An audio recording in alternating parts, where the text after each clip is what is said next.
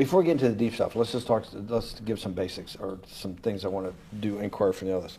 Walk me through the Santa Fe Institute. What was it about the time of the math? And this was in the late 90s. So they're not going to hear me on this part, right?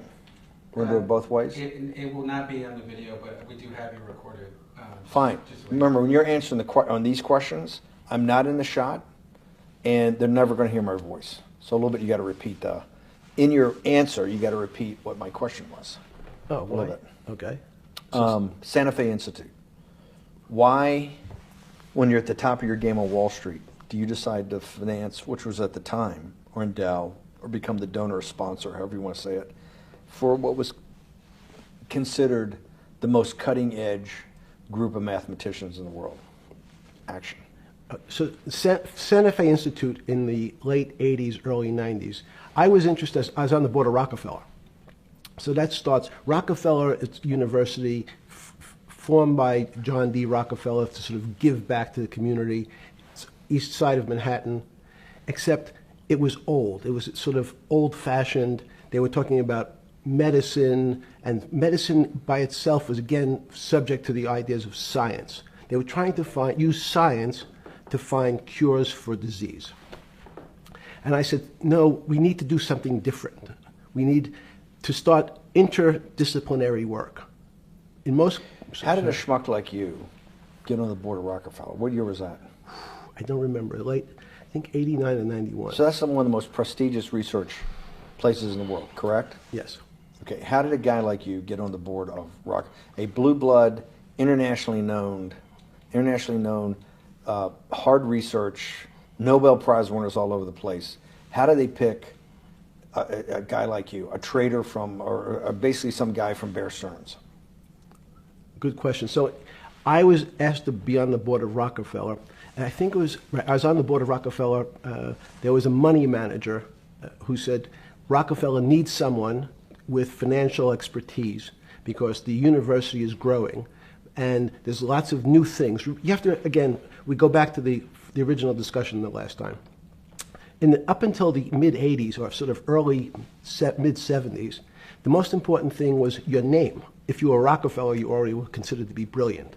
If you were head of General Motors, it was your reputation. It was who you knew, who your family was, what was your character.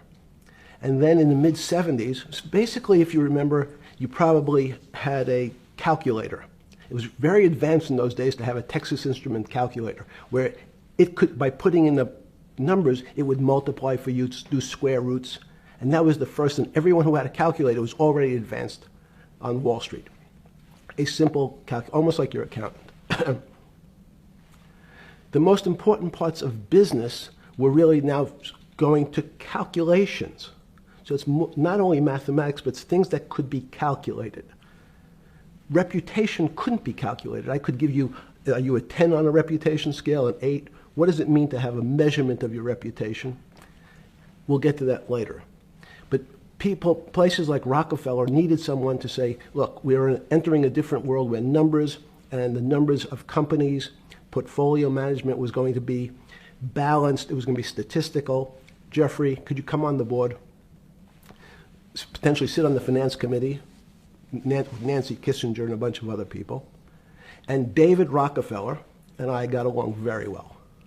He was an unbelievable human being. Respectful to everyone. He introduced his driver as his colleague, not his driver. He would never say, this is my driver. He said, it's my colleague. And David started to explain to me world politics.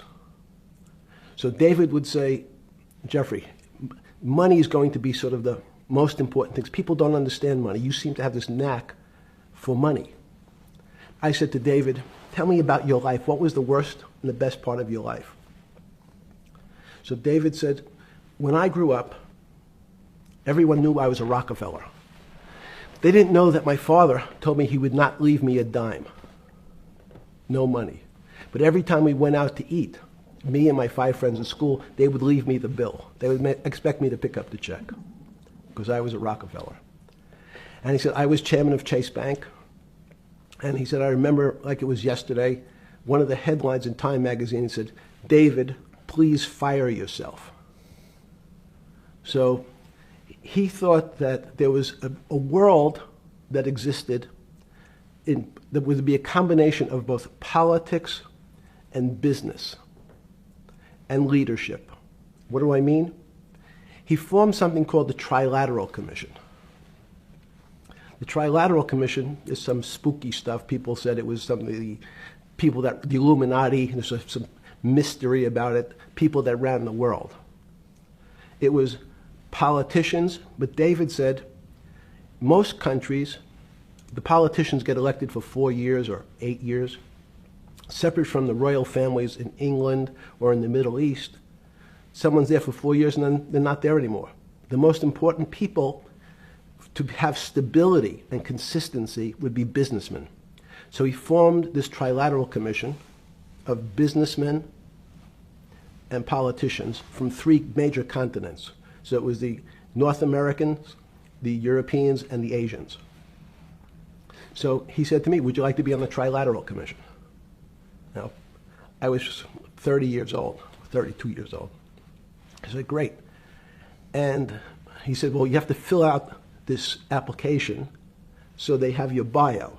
And I looked at the list of people, and it was Bill Clinton, former president of the United States, Paul Volcker, every great leader in America, the Asians, the Japanese, and with a very long description of their history. And they asked me to fill in what I would like to have written.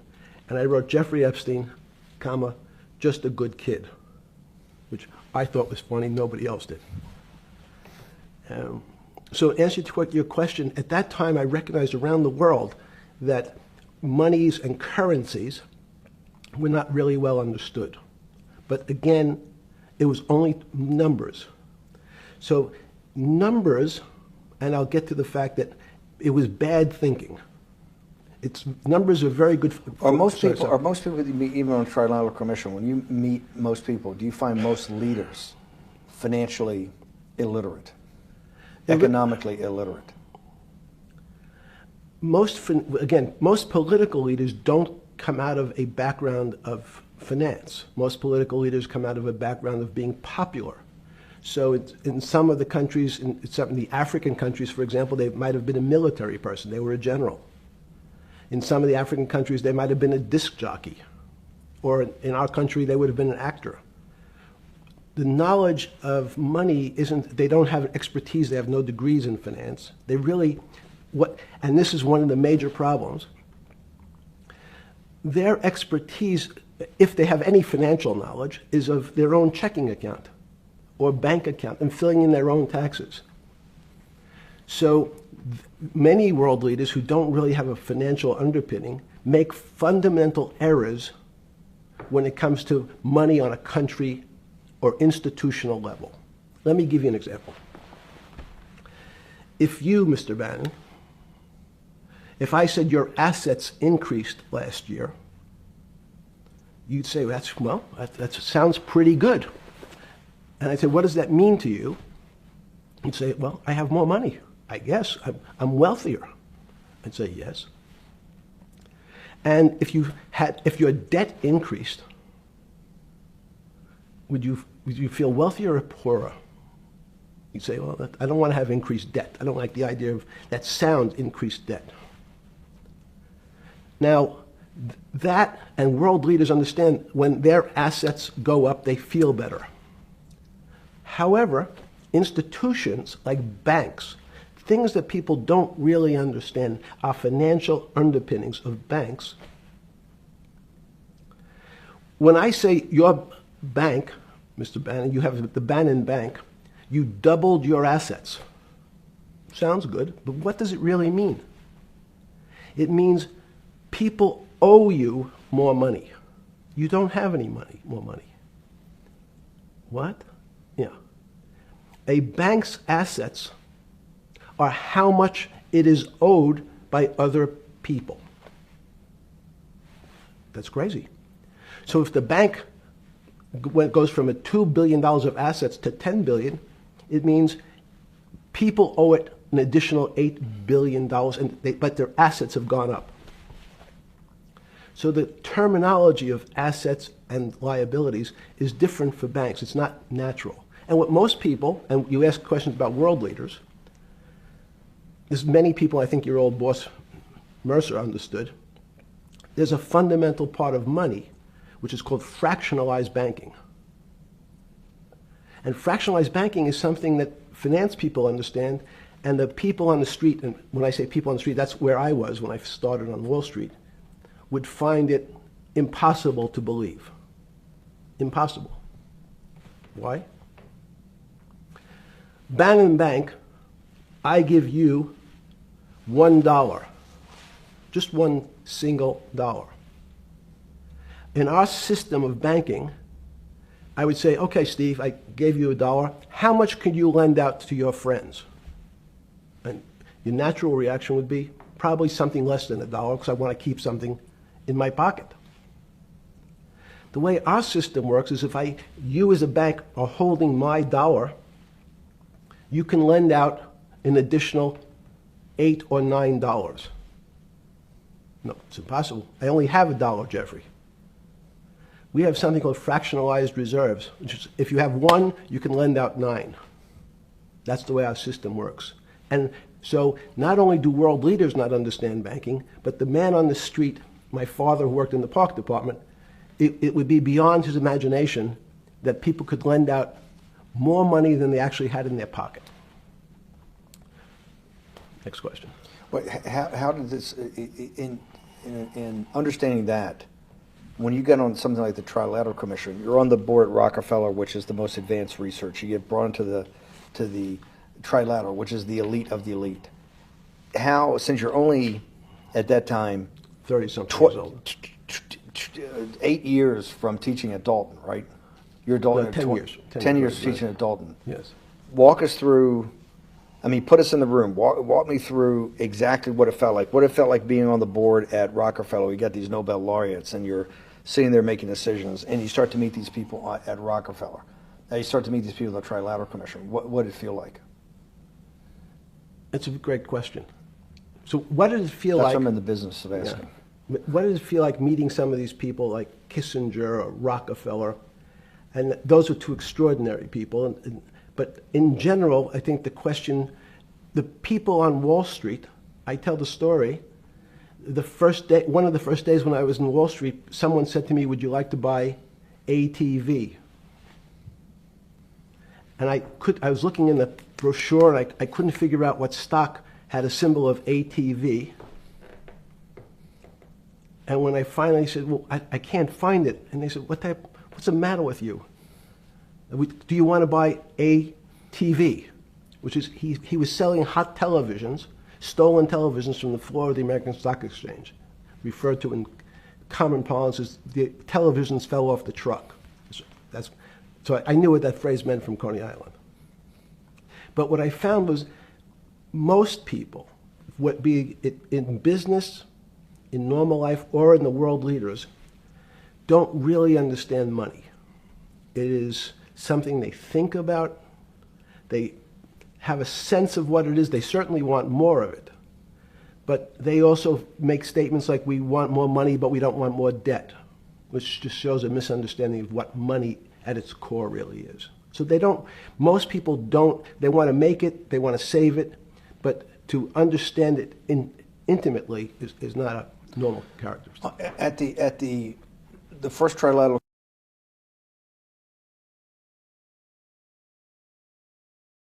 or something? Yeah, good. Just give me approximate. You joined the Trilateral Commission. I think it might be 90. And we'll be able to show we'll pull down the chart of where your name was, but just give me roughly when it was. I think it could be 90. I don't remember. Okay. Let's say early 90s. Yes. When you got on the Trilateral Commission and had the first, do you remember where the first meeting was? It was in Tokyo. In Tokyo. And at what hotel? I would like to say the Hilton, but it's probably not. And it's a 3-day, 4-day? Give me some 3-day event. And walk me through the whole thing. Speeches. It starts with a dinner. Just walk me through it. It was boring. You couldn't possibly think it was boring. It's bullshit. It was boring. You had to be stars in your eyes. No. Did you fly over privately? Yes, but it wasn't my plane. So it didn't count? No. You fly over. Yes. And it was who were the first? Like when you first met those leaders, you had to be wowed. No. You're 10 years out of Coney Island. No, I'm not wowed by people of position. I'm wowed by people of great ideas. And I don't care if it's the bus driver. I don't care if it's the student I had who has teeth coming out. Well, every these guys direction. have to have great ideas. They're the leaders of the three great continents of the world: North America, Europe, and Japan. No, many of these world leaders become world leaders because they're popular and they were able to get votes or they were able to convince people to vote for them.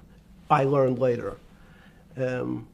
Many of them were just good at what they did in terms of politics. Remember, world leaders are politicians in general. They're not scientists, they're not intellectuals, they're not great thinkers, they're great politicians. At the first Trilateral Commission meeting that you remember in Tokyo, sometime in the early 90s, do you remember what were the big issues of the day that they were talking about, and what did you think about it? Yeah, in fact, it was funny because they were talking about inflation, and they were worried that what would happen, how do you control inflation? And as a mathematician, I didn't understand the concept. I don't understand the concept today. How's that possible? Well, when you talk about most things to do with money, money is meant to be local. It's US dollars.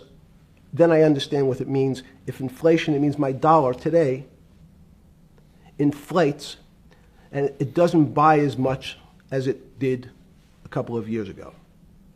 The prices go up. It seems that everything is great, but in fact my dollar is shrinking in value. And you're the financial genius here. I'm just a lowly M&A guy. Sure. If you let me finish the thought. Go ahead. So if you're in America, you can feel inflation. Your salary's gone up, but you can't buy the same car. In fact, it starts to feel weird because the value. That's why I wanted to ask the question then. This is my point. Sure. The people who live and breathe this, the central banks, have been haunted by the specter of inflation since the late 70s. Yes. First off, tell our audience, how did that happen? The two great financial events in the 20th century, I'm not going to get to the 21st, were the great inflation in Europe after World War I, the Great Depression, the hyperinflation in Germany that led to the rise of Hitler, and then this inflation in the mid-70s. Before you go over explaining inflation, why is the specter of inflation always the central thing in central bankers' minds? Because it goes back to the first concept I said, the weird concept of fractionalized reserves. The system is not well understood. And most systems, in fact, are not well understood. We don't know how our digestive system. Stop. This is impossible. I understand. This is impossible. The world banking system, the world currency system, the world monetary system has to be so well understood by the Greenspans of the world and the Bernankes of the world and you, right? The currency traders, the guys making billion-dollar bets every day. The legendary guy on Wall Street in the late 90s, Salomon Brothers. Lou Ranieri? No, the guy that wrote the money. Michael Lewis? Liar's Poker? Yeah, Liar's Poker. Who's that about? That great trader. Lou Ranieri. No, it wasn't Lou, the guy that ran the desk. That eventually ran the hedge fund that went long-term capital. Yes, I don't remember. Who's the guy? I want to say, I don't remember. I'm sorry. Lou Ranieri is big, but those guys have to understand the system perfectly. No, they don't understand the system. They understand the local part of the system. So, for example, why is not only inflation, most bankers are terrified if the public understood that the bank really doesn't have their money at any one time. It's one of the things during the Depression, there were runs on the bank. The reason the banks don't keep much money in the actual bank is they assume that not everyone's going to want their money on the same day. So it's not really the fear of inflation. The fear is a run on the bank. Everybody wants to take out something that doesn't really exist. Inflation is tied to interest rates. It's a more complicated example. But when your money doesn't buy the same amount of product this year than it did last year, if it buys less and less, like it happened, you use the term hyperinflation. There's certain countries that are not managed well, like in Africa at the current, A $100 billion bill, $100 billion bill in Zimbabwe is worth 1 American cent. That's the perfect example of hyperinflation. It goes up, it doubles every day. So people are afraid that their value in the system starts to break down. But so if I said to you, does your doctor understand your body system? You'd say, well, I hope so, because I want him to keep me healthy. But you could have a kidney infection, you could have a heart attack, you could have a broken knee. There's lots of pieces of this system.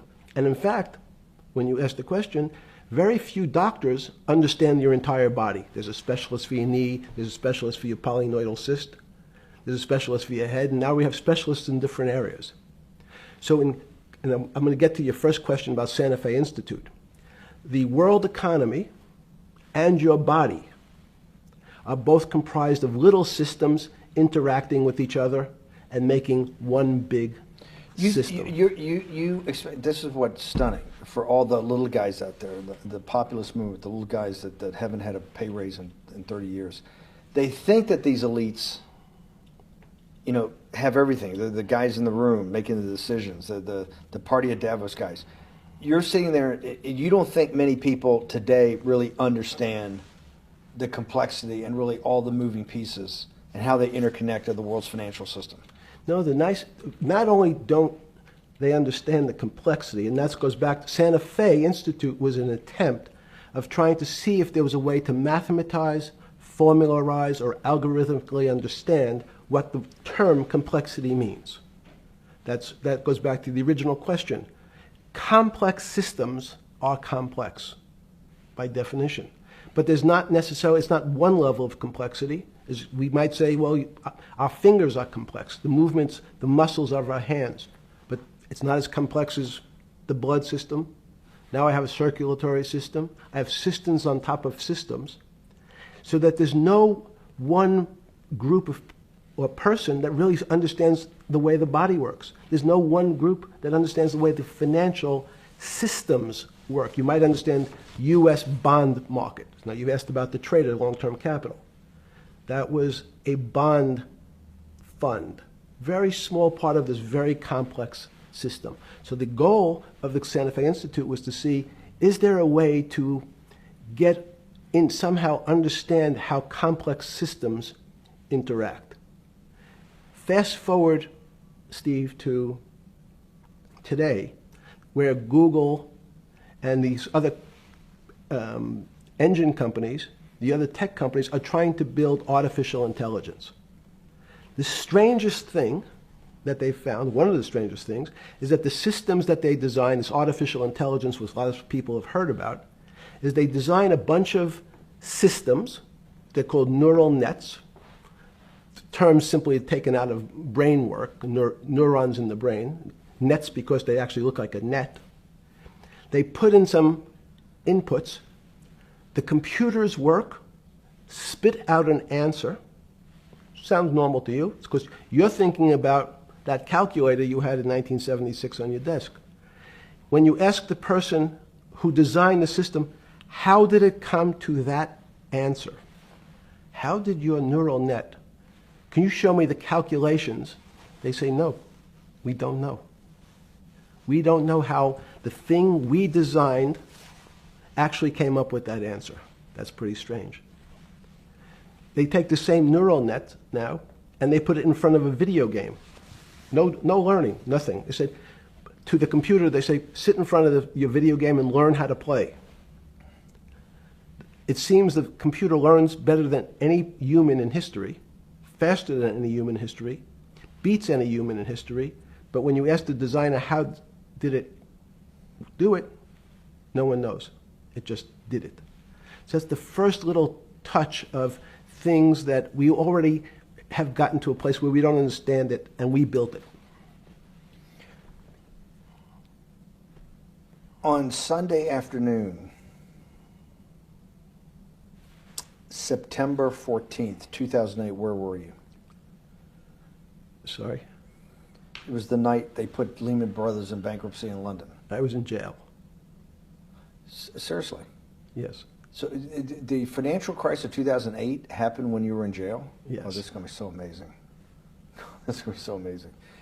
I take it you didn't have your Wall Street Journal dropped off to you in the morning, your Financial Times. No. How did you hear about because I want I forgot about this, but yes. I'm trying to get, this is going to be amazing. Let's go back and do that again. Sunday afternoon, because I want to find out about people, the geniuses understanding the complexity of the financial system.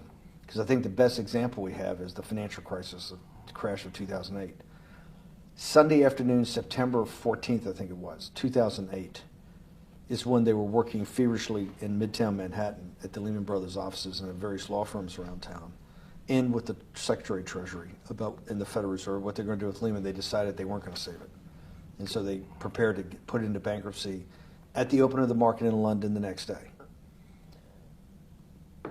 How did you hear about what was going to happen to Lehman Brothers, and what did you immediately think when you heard that it was going to be put into bankruptcy? I'm glad you asked that question. I was in solitary confinement September 14th. And again, some of the public stories about the wonderful time I had in jail and my work release, which didn't come till months after.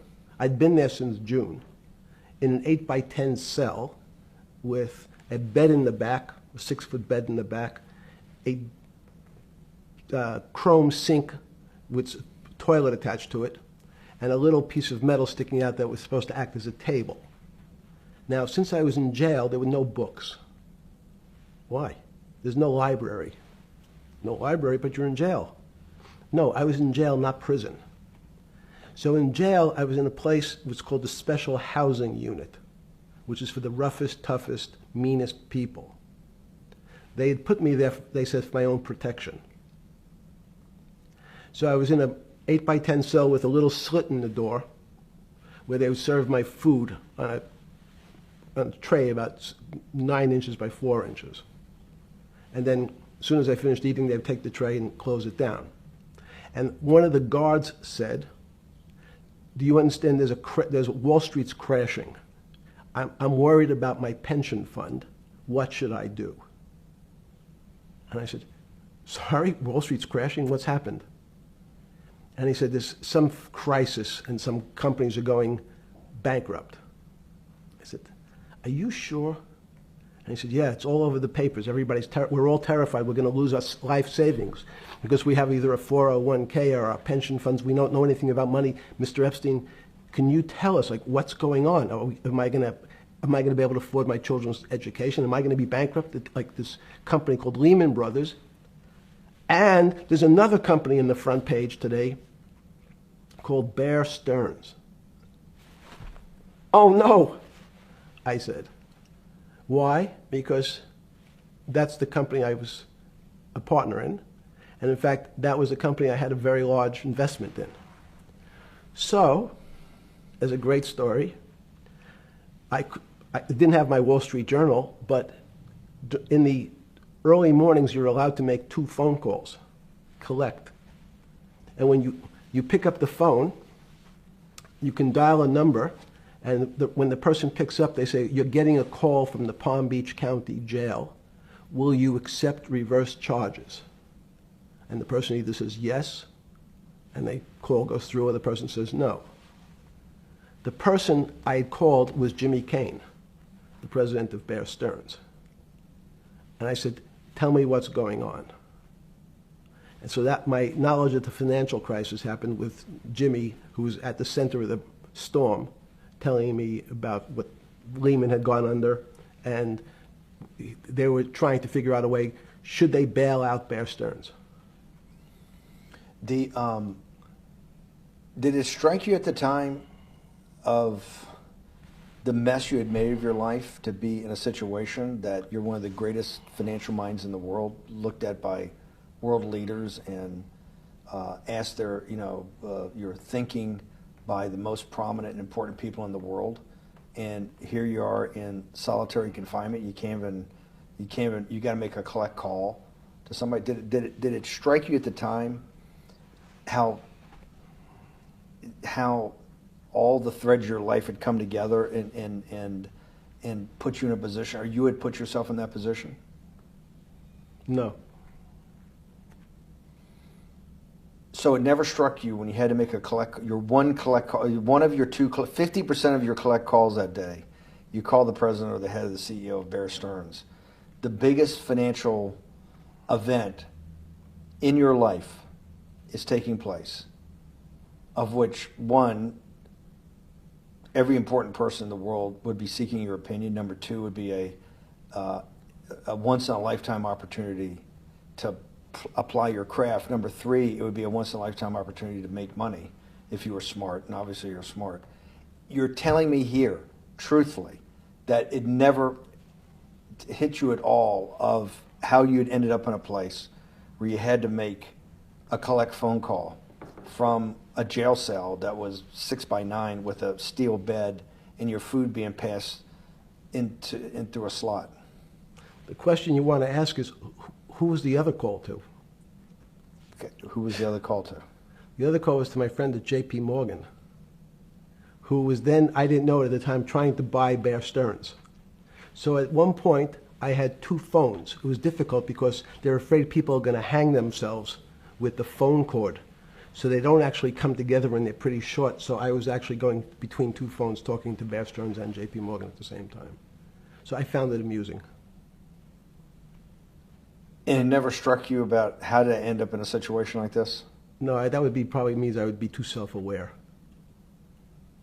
You can't possibly expect me to believe this. I know. I don't believe it.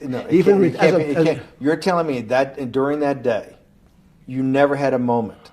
You sat there and go, what the fuck have I done with my life that I'm in a 6x9 jail cell when I should be on a trading desk, or I should be in my $250 million greatest townhouse in New York City, taking calls from the king of Saudi Arabia, the president of China, the head of Russia, the president of the United States, to save the world's population from a financial debacle. You honestly expect me to believe that never happened? You're suggesting I was sort of somewhat depressed, and how could this happen to me? I'm not saying depressed. I'm saying a moment of awareness of how could I get myself into this situation. No, I would just say how strange that this happens. It's strange. I'm wearing a jumpsuit and flip-flops. What color was the jumpsuit? Brown. Brown. Brown jumpsuit. Yes. I notice I don't see you in a lot of brown. No. Brown jumpsuit and flip-flops. Flip-flops, yes. With no access to books, no access to newspapers, no access to anything. You had lived on information. Except my Almond Joy bars. I had extra Almond Joy bars. Did you eat Almond Joy bars and things like that because you're afraid of what the cooks did to your food? Yes.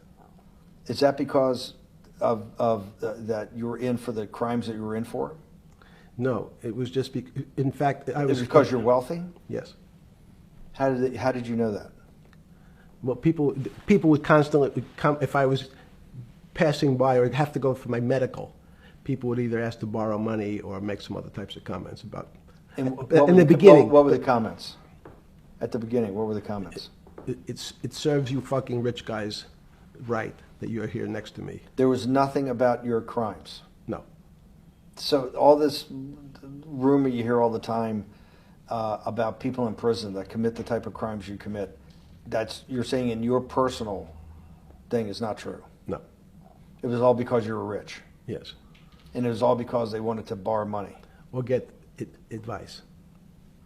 Yes. What, they get advice to go long? Yes. You're telling me is this time to buy? You're telling me in solitary confinement they're interested in going long?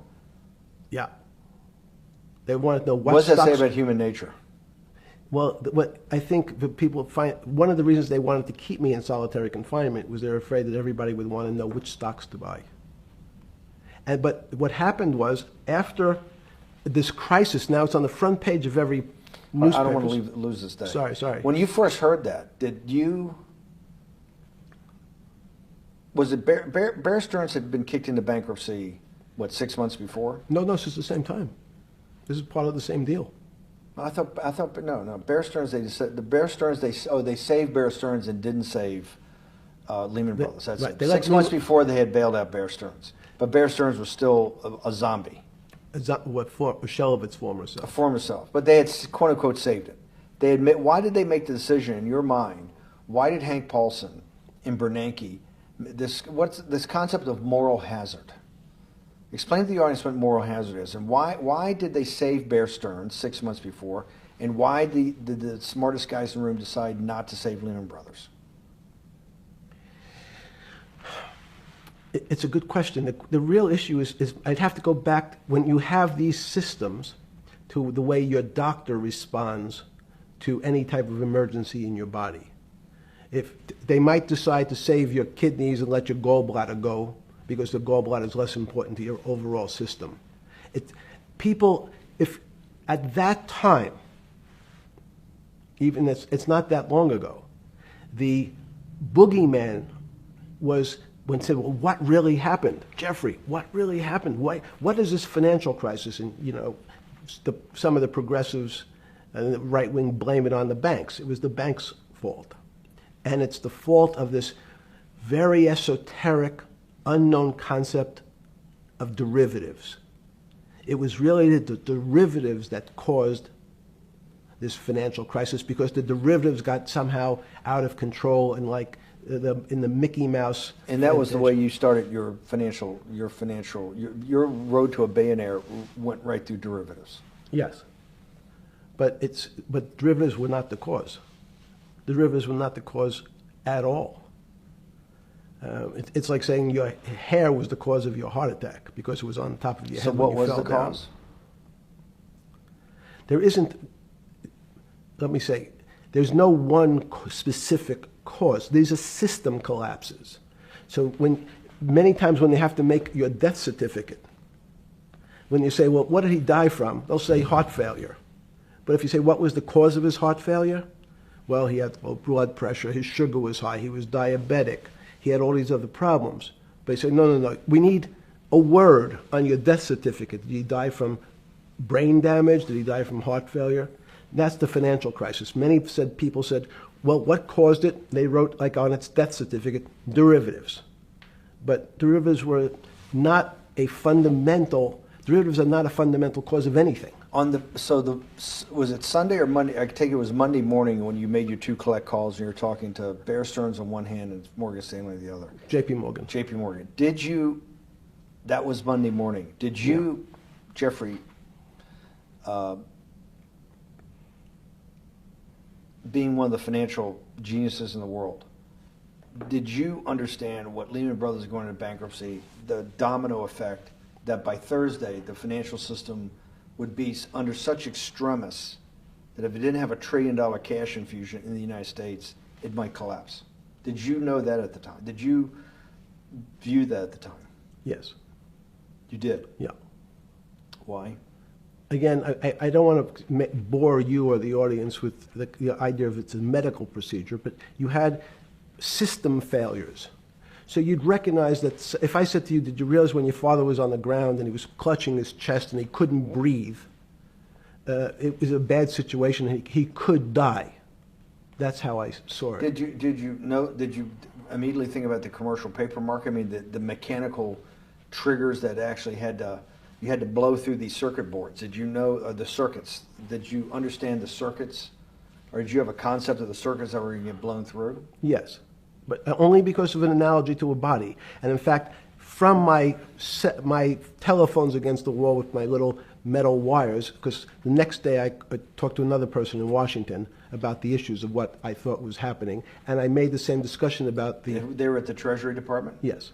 So in a 6x9 cell in... The phones were outside the cell. In Palm Beach County, California? West Palm Beach, Florida. West Palm Beach, Florida. This was your juice diet. West Palm Beach, Florida. West Palm Beach, Florida. West Palm Beach, Florida. You're making a call to Washington, D.C. to talk to some deputy secretary of Treasury. Someone in Treasury. Right. Someone in Treasury. Right. And that does not, the night before you go to bed, it doesn't dawn on you at all. You never have a moment of self-reflection that, how did I end up on this metal cot when I should be at the center of things? No, I had a telephone. So I've said, I can talk to, it makes no difference where I am, in fact. I'm still talking to the same person if I was at my home in Palm Beach. But I'm the here in difference your jail. home in Palm Beach. I can dial my That's a own phone. That's bullshit. No, but you can also make 1,000 phone calls. Here you got to make one, and he's got to take. Think the how much charges. better that was. I had to decide who was the right person to call. That was unusual for me, because I would have called 20 people And before. what was the advice you gave him? I said, you have a sick patient, and it's very much like a sick patient in the emergency room. You can't think about it like your car. People in normal walks of life think about money and things as a machine. And unfortunately, so if your car breaks, cars are always easy to fix. My jets, my cars, if it breaks, I know it can be fixed because it simply follows the same pattern. If this part breaks, you replace the part and the thing works again. People and the financial system are not machines. They can't be fixed the same way. You can't simply take out put some more juice into the commercial paper market, and that's like replacing the carburetor on the car. It's much more, I have a patient who can't breathe, has a stomach problem, can't see, looks bleeding at the same time. What do I do first? I have to think about it as a system. Where's the most logical place? What's the most dangerous place? If your heart stopped, we have to start your heart again. In the equivalent to the money market, why do I have to start your heart again? I need to get your blood flowing. If your blood stops, you're dead. If liquidity, which is the equivalent of blood in the financial system, dries up. Once liquidity is basically cash, putting cash into the Forget system. about what it is. Okay. Liquidity is liquidity. It allows the system, it's the blood of the system. You need to pump blood hard into the body of the economy to keep it flowing. And if you, especially when you're worried about someone dying, you're not going to be worried about the niceties of, well, you got the shirt dirty and there was some damage. Pump in that blood, keep that heart When you pumping talked blood. to the person in Treasury on Tuesday, the 16th, did you get a feeling as you were sitting in your 6x9 jail cell in West Palm Beach, Florida, that they were on top of things? No, you can't. It's impossible to be on top of things. There's no such thing. It's, again, the doctor watching the patient die. You hopefully have some confidence that he's seen it before. He recognizes that there are some steps he has to take first before he bandages the guy's finger or worries about what shoes he has on. So you hope that the people in charge, your doctors who are working on the emergency patient, have enough experience and, frankly, judgment to try to keep the patient alive. Did you think that they had those things, patience and judgment? They had pretty good judgment, and you needed a lot of luck, just like in the dead patient. You need to, hopefully you put that blood in and it's not too late. And you make some mistakes, but you have to know you're going to have to give it a shock. In the run-up to the September crash of 2008, Yeah. I guess you weren't occupied with finance. That whole summer, how long had you been in jail? Went to jail June 30th. So the entire summer. Yes. Before you went into jail, you were still very active in the financial markets. Yes. When I say active, you trade currencies every day, you trade stocks every day. When people, I don't do any. someone like you, or you give advice to people to trade stocks or trade currencies. I don't trade every day. I think that's, like Woody Allen said, you can't beat the bank. So I try to pick my spots. George Soros picked his spot when the pound collapsed. This would have been a great money-making opportunity that passed me by when I was in jail, but that's not how I think. In the run-up to that, in the spring of 2008, that's when Bear Stearns got in problems, I think, in the spring of 2008, and they decided to bail it out.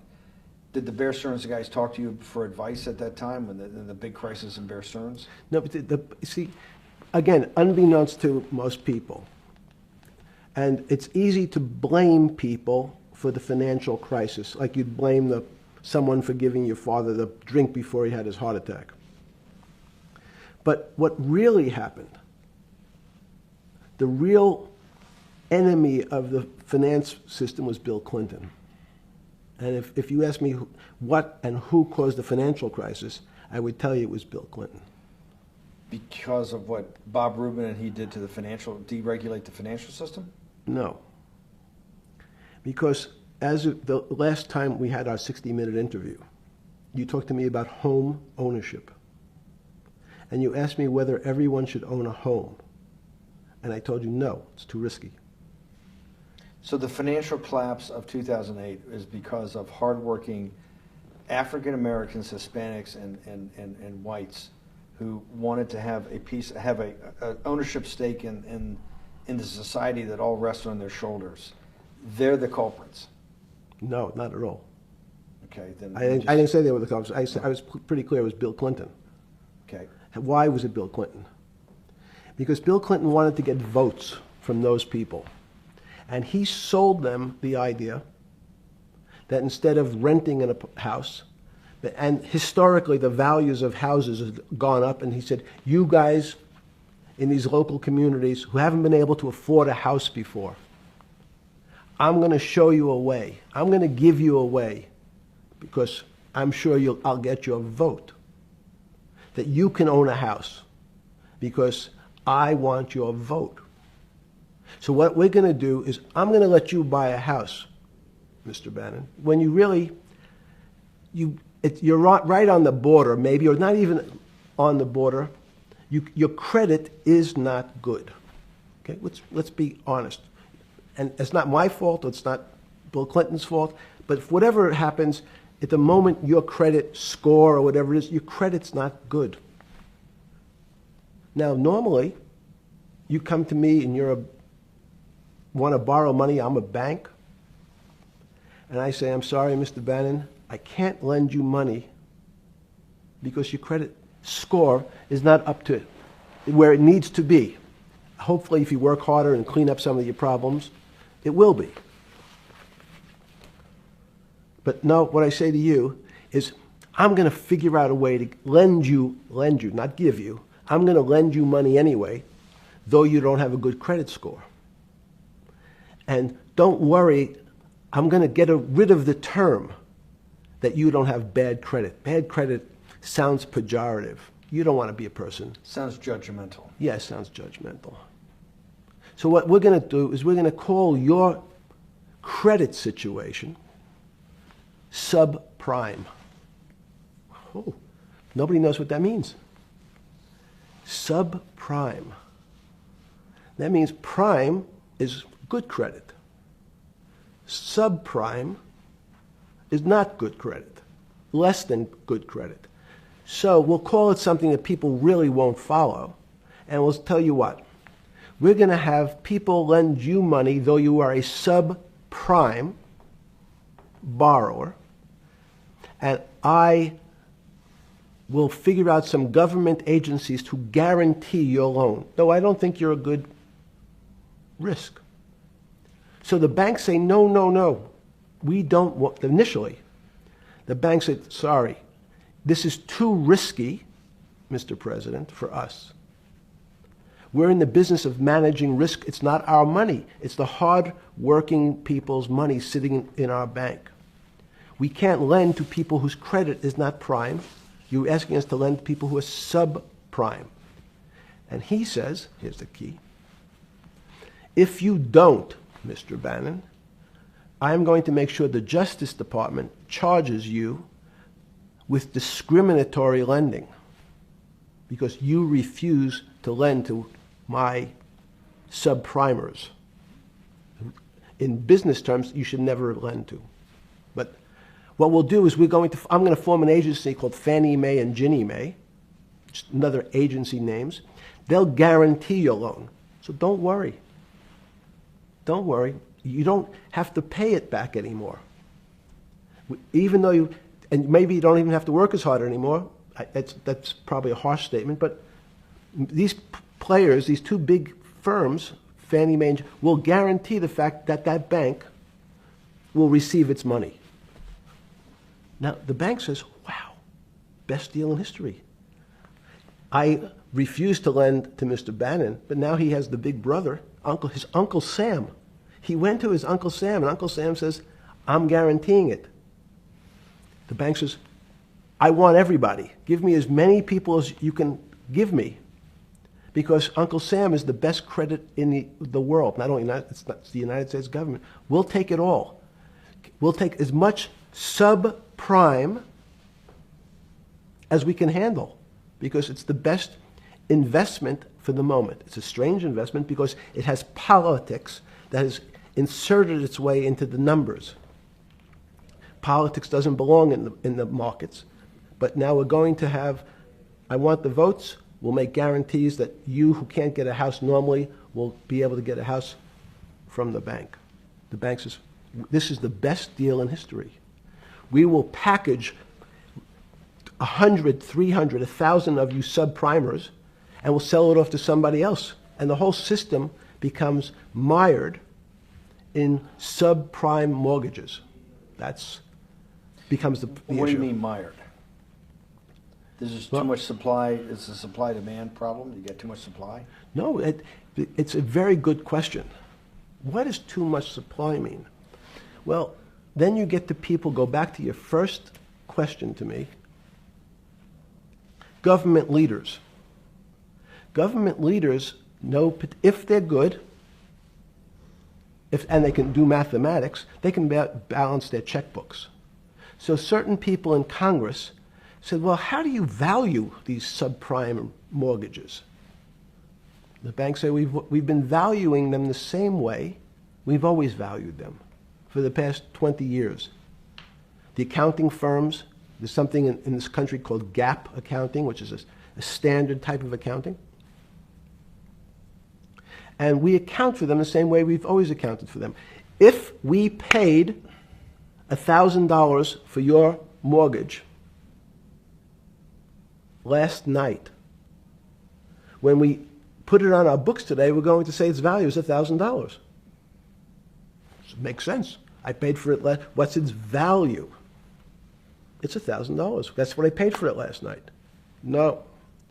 The Congress people said, that's not really a good answer, you know.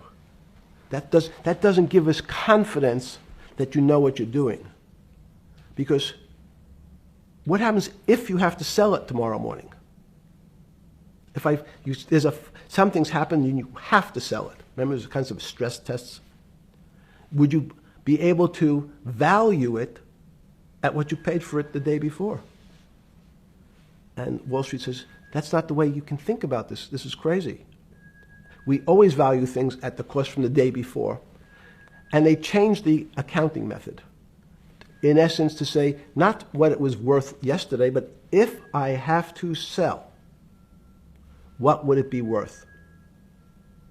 That's impossible. So what happens is, every bank now has to value something they bought yesterday at lower than they paid. Never before in 20 years did they have to do this. So something they bought at 1,000, on their books was 1,000, is now 990. That starts to, you asked the question about what did I start to think about. Something's 1,000 and 990, this person now has to value it at 980. When did you first start to get nervous? Understanding Bill Clinton and all this. Did you change glasses? Yes. Okay. I changed shirt. I saw that black. Are you okay with the? Yeah, great. I think we're gonna have all kinds of changes. I'm experimenting. Yeah. Okay.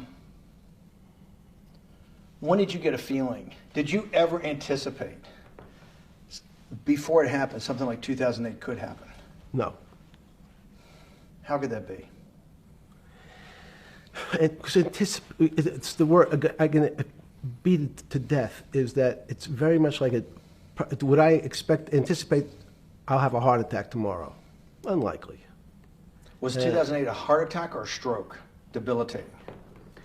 It's a better. It was both. But why was it both? Because in fact, as I said, the blood was getting dried up in the system, and the head, which is sort of the central bank, wasn't working. So to some extent, it was a combination. It was just a crisis. Did you see that building up over time? It's always been lurking in the background. I mean, if you have an older parent, would you say it's possible? Did you anticipate him having a heart attack today? No, you hope things are going to go better and maybe they'll fix it up. The system was getting too complex, and it wasn't based on derivatives, because what people keep forgetting, and as I was just explaining, Wall Street, and in many professions, including Wall Street makes it sound complicated. They don't want the little guy to understand what they do because they make so much money and they don't do very much.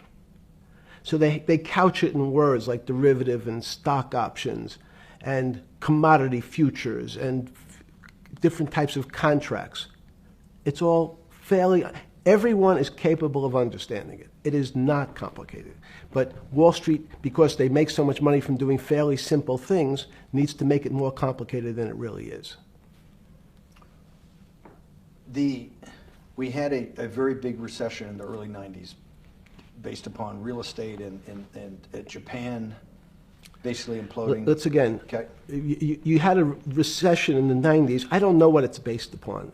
It's always interesting to look back and say, separate from there's certain triggers, like in the 70s there was a... What do you think it was based upon, the 90s downturn? It's clearly there was a huge downturn. No, I know there was a downturn. That's what I know for sure. That's a fact. Everything else is sort of speculation about why did he have that? I understand that, but there's some speculation that has 0% probability of being true, and there's others that have 90%. In the range, when you look at the range of alternatives of what could have caused it in 90, and what I'm trying to do is get you all the way up to 2008. Look, you're the smartest guy in the room, right? You know that.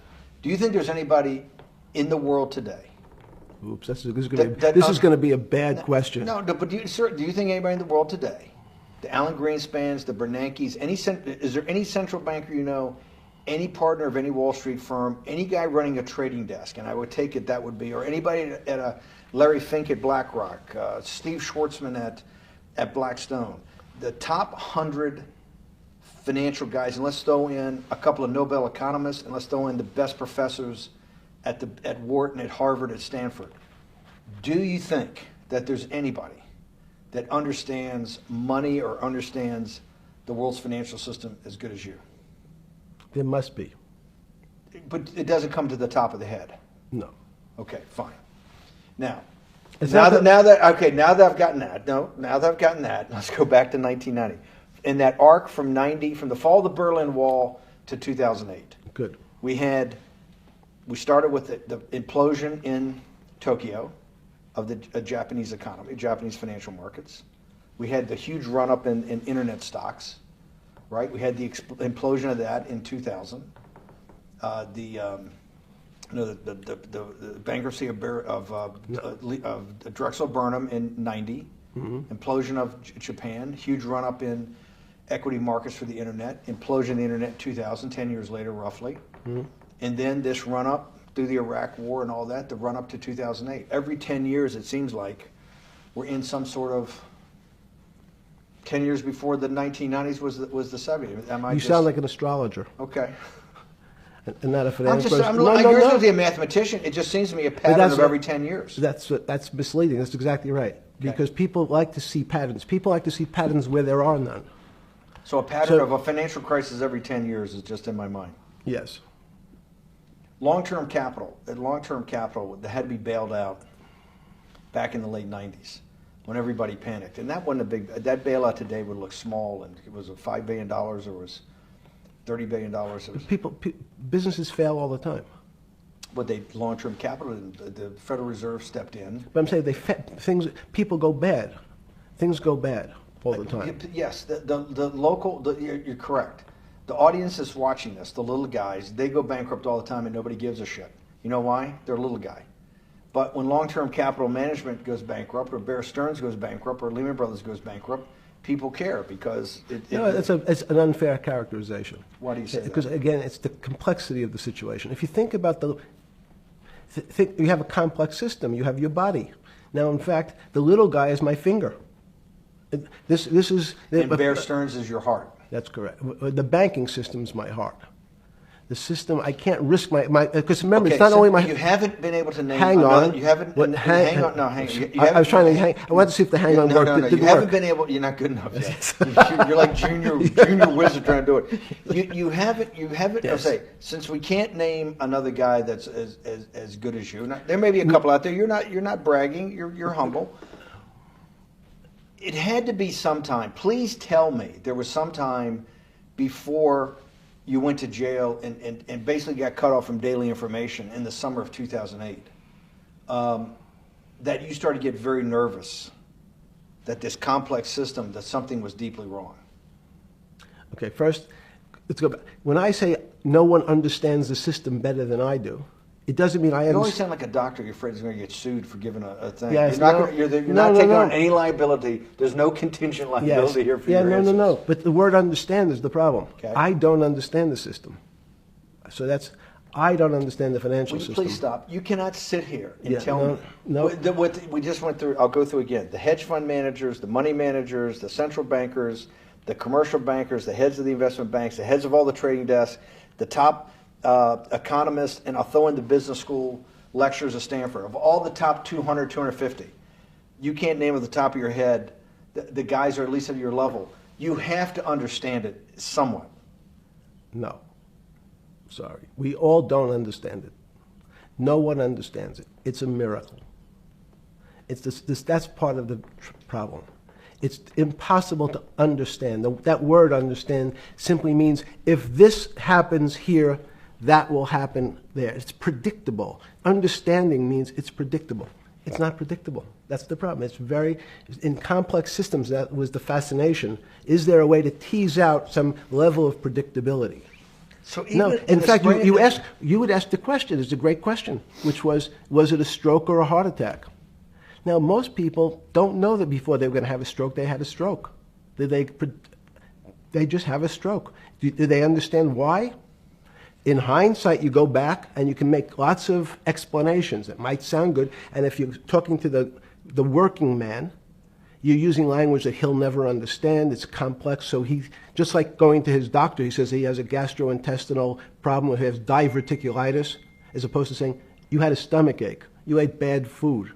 People don't like to say it in normal, everyman terms. The system had a stroke, and we don't know why. But you just, okay. Hardworking people, and there's a great social benefit, would you not agree, with having people having ownership in the system? When you say ownership in the system, it doesn't mean... Let's start over. Okay. Yeah. So flip Sorry. over your phone too, because Yes. I don't want anyone to see Yeah. it on your phone. So maybe flip it down or something. Yeah. Yeah, who knows what the fuck comes up with that phone? That's correct. We don't want to send you. KSA. I can't not believe I've got the magic moment when you're in fucking prison or jail, wherever the fuck it is, It's in crazy. solitary. Now, there's a funny part to that we missed, which is So said... go ahead, tell it. The funny part is what you asked me. Is there anything funnier than that? No, For black humor, it's I don't make any black comments. Sorry. You asked me what I was wearing. That's right. You're too wrapped up in the Me Too movement. Yes. So I was wearing a brown jumper and a brown pair of pants given to me by the jail with the word trustee on the back. Because you had qualified to be a trustee? Well, the funny part was it was spelled Trusty. So I wasn't really sure. I'd been a trustee in many different operations, but it was the first time it was actually printed on my back and spelled incorrectly. Probably had a higher level of being a trustee at that than you had at all the boards that you were trustees, right? Yes, because as the trustee meant you get two devices to clean your toilet as opposed to one. Yeah, but it also meant that you had some sort of personal fiduciary own responsibility for oneself, right? In the jail? You mean? Well, that's what being a trustee is. That's where they give you two. Yes, you get two cleaners. I was a trustee in the jail because I was able to teach some of the kids to help them get their GED. So that's how they gave me a trustee job.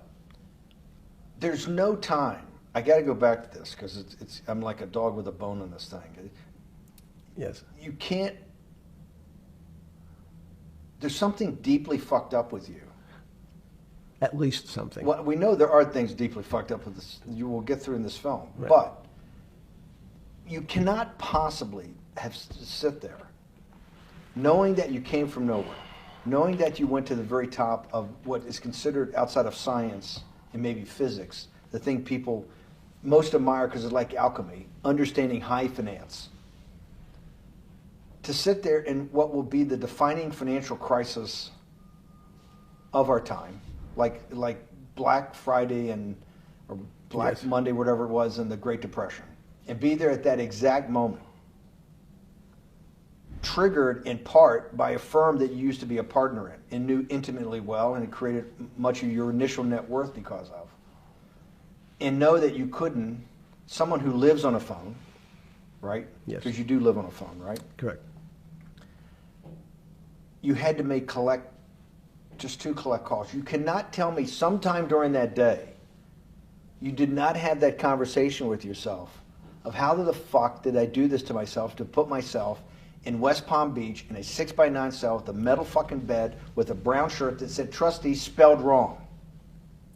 So did I find it amazing that I was there? That's a Not better- amazing, and I don't want to say it was not funny. Oh, I thought it was. I wasn't funny. Right. But not I- amazing. no, it was incredible. Incredible in what way? This- Incredible, like how do I do this to myself? No. It's as incredible as me sitting here in this house. They're both just 2 sides of the coin. That's how I think about it. That my life today is incredible. Do you consider yourself a stoic? No. I consider myself a hermit. Stoics are not very happy. Being a hermit then, being in that 6x9 cell, being in the cell qua the cell was not the problem, right? Correct. What was the problem? Eating the almond joy bars. Because you couldn't eat the food. No, right.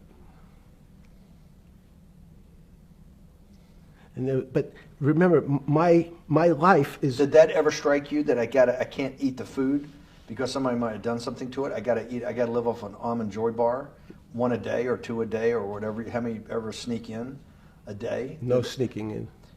Your 1 almond joy bar, it did not hit you at some time? How the fuck did I do this?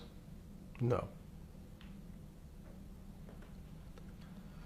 Let's go back to the spring of 2008. Were you so wrapped up in your personal issues at the time you were not spending enough time on the financial markets, or were you deeply involved in the financial markets like you normally were? No, I was involved. So we're saying that the smartest guy in the room didn't see it coming. No, of course The not. bankruptcy of Bear Stearns, you just thought was a Bear Stearns problem. You didn't see it as systemic. I know you keep harping on it, but it's not. Because you're a mathematician and understands systems. And It seems that anybody that understands that they had a systemic problem, you at least be the first on the early search radar. If you're not going to see it, then I'm really afraid, because that means that I always assume there's at least a set of guys out there that have some sort of sense that something's not right. Imagine the guy who has a stroke or had the heart attack. When you ask him, did you feel funny the day before? He's going to tell you, yeah, I didn't feel right. Something was off. I didn't feel right. I had my stomach was right. I felt a little dizzy. I felt a little weak. But if you asked him that day before, do you think you're going to have a heart attack tomorrow? He'd say, no, I just feel a little weak. I'm a little dizzy. My stomach hurts. So these systems, and that's the issue of complexity. What complexity says is that, in fact, everything seems to go along, and people have seen it. One of the great examples of complex systems is sand dunes.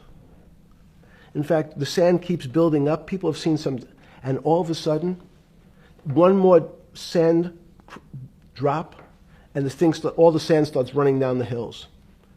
That's the way I see the financial markets. When you funded Santa Fe in the early 90s or late 80s? I believe it was early 90s. I can get back to you. But early 90s, Santa Fe was funded for the study of complexity theory. It was studied with math. So let's back up. So why did I buy a ranch in New Mexico in 1993? So that gives you some sense. So I would have funded it in 1990. Los Alamos, which was the high-energy lab up in New Mexico, was losing all its scientists. And Los Alamos, it was where Oppenheimer and where a lot of the nuclear weapons program, the bomb. That's where the Manhattan Project. Manhattan Project was Yes, as Los Alamos, and you bought your property out in New Mexico to be near that? Yes, because the scientists were going to be, they cut the funding for high-energy physics.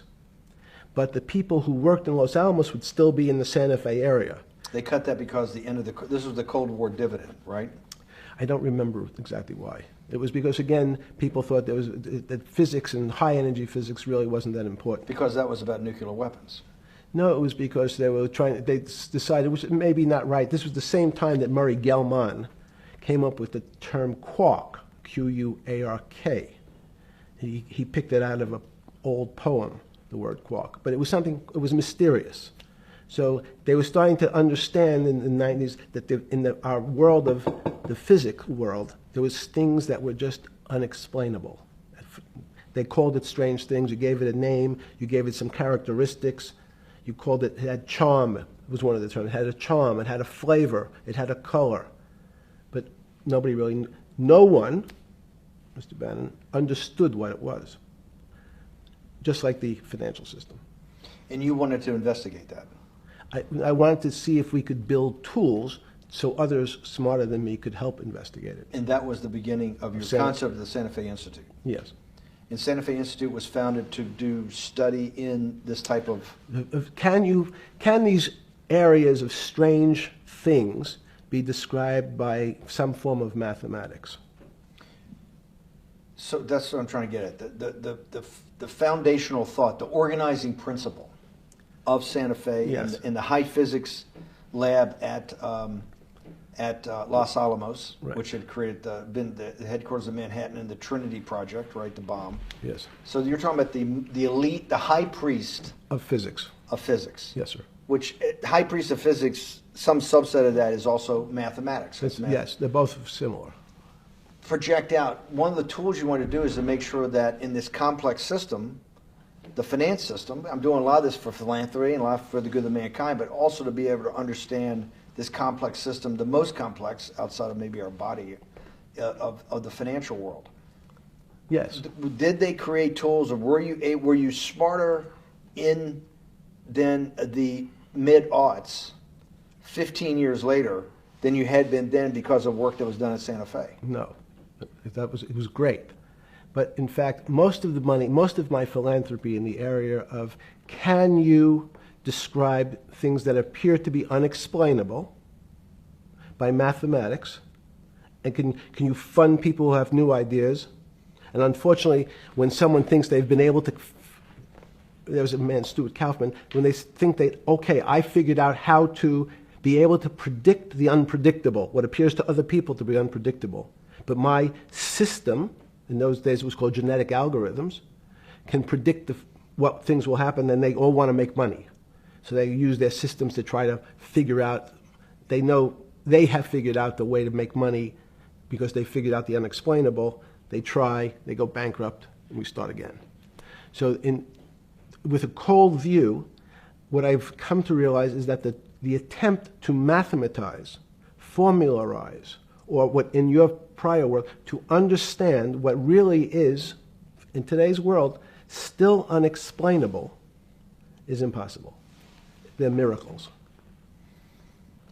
Your first head of Santa Fe was Christopher Langdon, I think. Langdon from Australia. But Murray Gell-Mann was Murray Gell-Mann was the funder. He was the yes, rock. Yes, he was the rock. He was a Nobel Prize winner? Yes. Yes, and a wonderful guy. He came out and helped us with the Biosphere 2 project. He came with Chris Langdon. Yes. Chris Langdon was the operator, the day-to-day guy. Chris was doing artificial life. Right. Murray tried to lead his own artificial life. Yes. When Chris came to Biosphere 2 for the first big conference we had in 1994, he was one of the most impressive guys there among all the world's elite. Kew Gardens, the Lawrence Livermore lab, the labs at Sandia, all the major universities, Lamont Doherty, all the big Earth observatories, Woods Hole. What set Langdon apart, I thought, and the reason I invited Santa Fe to be part of it, was Langdon actually made a presentation that everything, and he was making this to scientists, a lot of marine biologists, a lot of people that were just beginning, Wally Broker and people who were just beginning the study of climate change, at that time called global warming.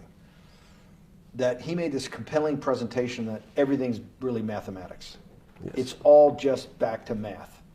And you have to, all these experiments you do, you're not, one of the reasons they're not considered by the high priest in physics as being real experiments is that they don't have a mathematical basis to it, and everything has a mathematical basis to it. Langdon seemed like a radical visionary. What happened to that concept? You go back 350 years. So you have Isaac Newton, you have Leibniz.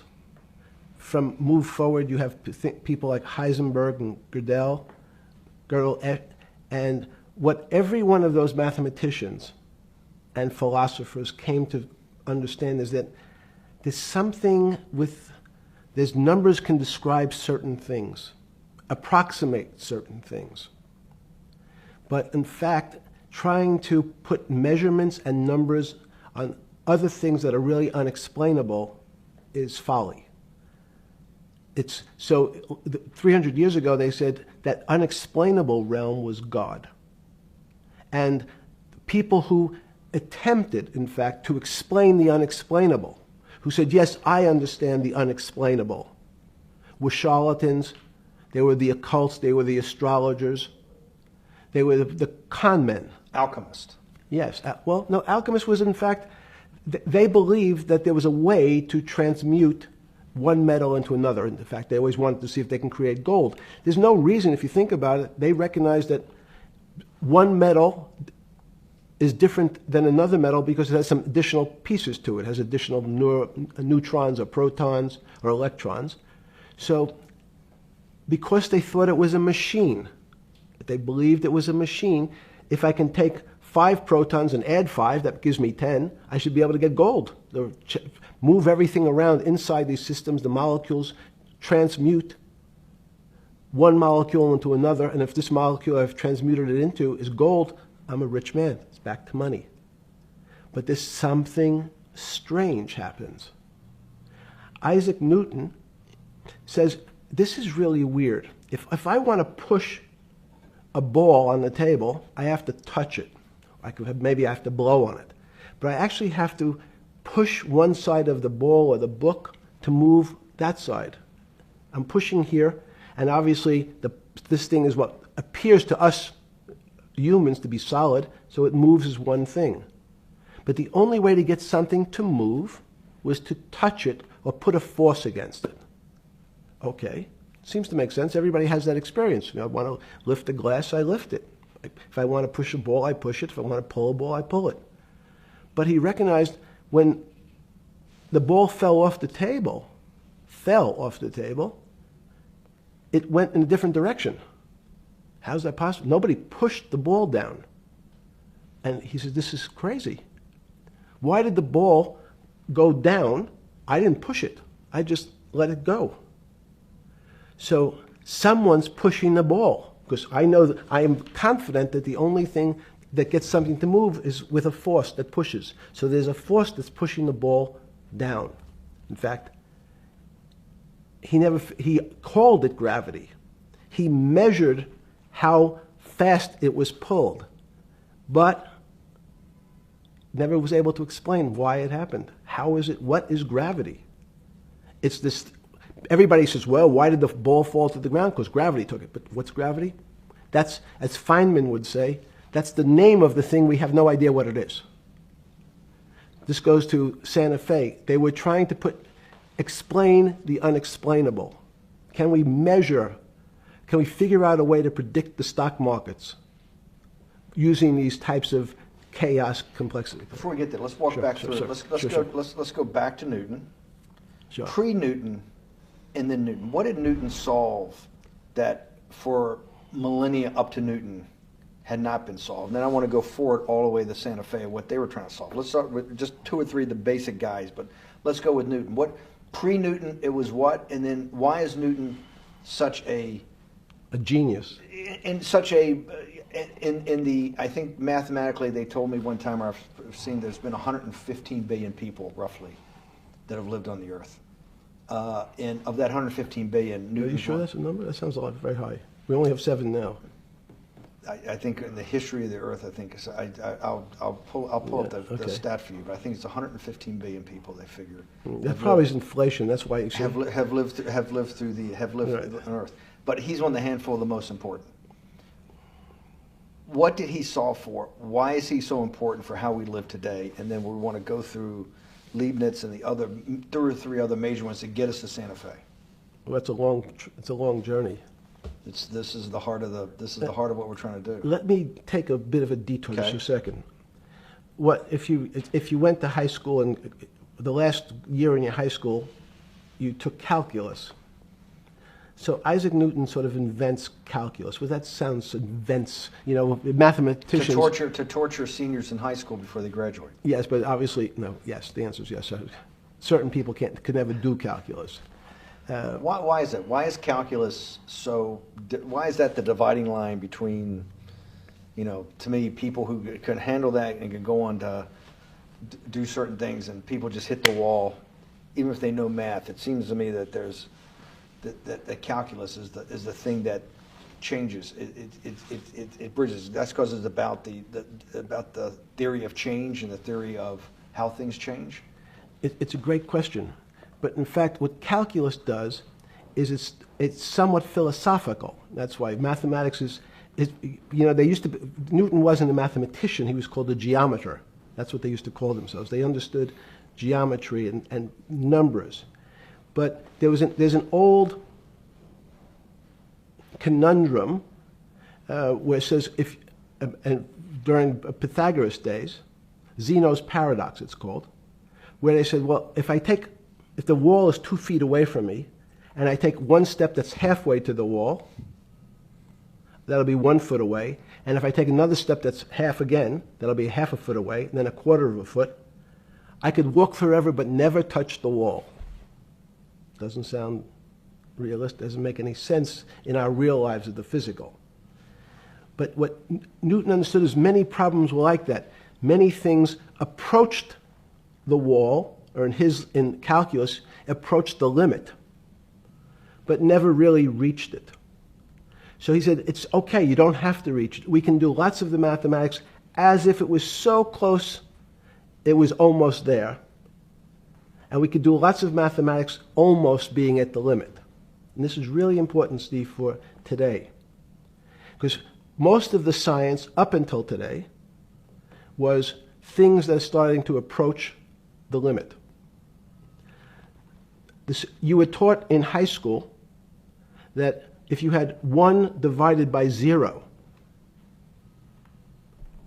if you remember your high school algebra, you were told, what's the answer to that? Is there an answer to 1 divided by 0? No, if you were in high school, I'd say, stay away from it. It's the boogeyman. You could write it down as it's undefined. It's not able to be determined. There's a bunch of things. But in fact, 1 divided by 0 is a strange things happen. It's a world of the strange. And what I'll explain to you after is that when you get 1 divided by 0, you get into a world we don't know what happens. The answer is it's not explainable. We can call it things like undetermined. We can have a convention to say it's X, Y, or Z. But in real life, we don't know what happens when you are actually at the limit. So Newton thought the same concept, is that the limits were God. You got close to God, but you could never be God. He had this sort of religious interpretation.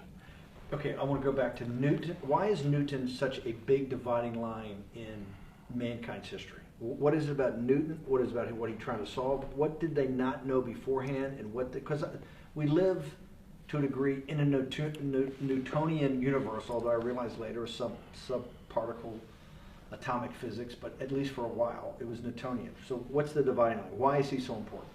Why is he an inflection point in mankind's movement from the swamp to the stars? It's a great question.